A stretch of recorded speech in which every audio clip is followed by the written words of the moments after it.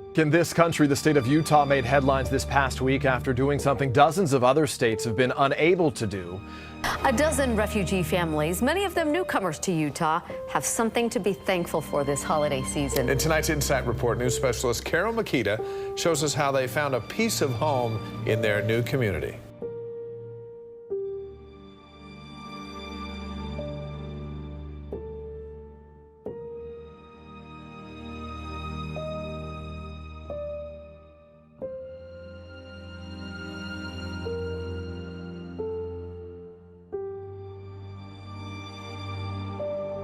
About 10 years ago, there was a need for housing for refugee families that were settling in the Salt Lake City area. And also there was a need for housing for homeless families and homeless youth. Refugees, women, they were asking me, they said, we're looking for a house that we could afford it for us and for our kids. But there's American living in the street.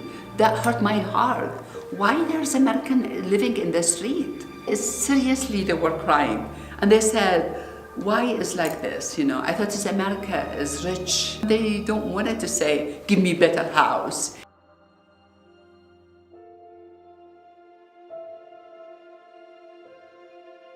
We were just homeless, like our parents couldn't take care of us. There's a lot of young people out there that need help.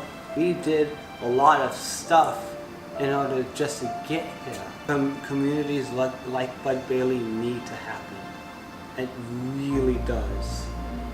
They shared with us their vision for this facility, and they wanted it to be a special place. And the more we learned about them and the people that this would be serving, the more our hearts were just vested in this opportunity. It really started to speak to us and speak to our hearts a lot more. That this was not just another design project. This was a project that affected people's real lives, and it affected their day-to-day activities. It affected their experiences of their children and how they would grow up and what kind of life they would start.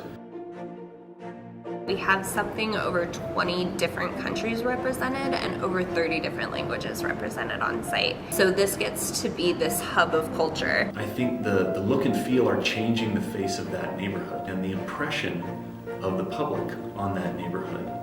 One thing that really amazes me is how many people in the community that maybe at first were a little bit leery about a low-income housing project coming into their neighborhood now volunteer at this facility. They work with the adults, they work with the children, and they're providing an incredible service in this community.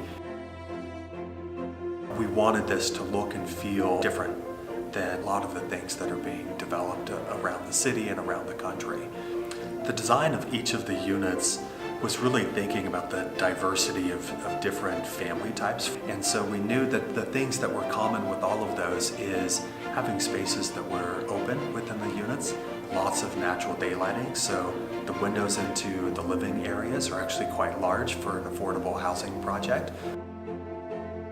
The Bud Bailey project was designed according to Enterprise Green Community certification. We have enough room for solar panels to power all of the public spaces of the buildings.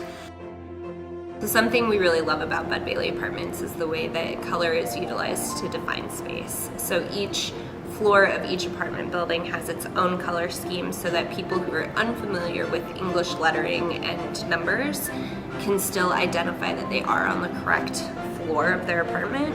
We get the opportunity through these spaces that are built into Bud Bailey Apartments to really build community, build friendships and relationships, and kind of cross those barriers that we have as humans. Bud Bailey Apartments, I see it as a innovative community approach to helping people in need. We really hope that Bud Bailey can be an example of what affordable housing can and should be for the folks that live there, something that's inspiring and different and uplifting, and a wonderful place for these people to live.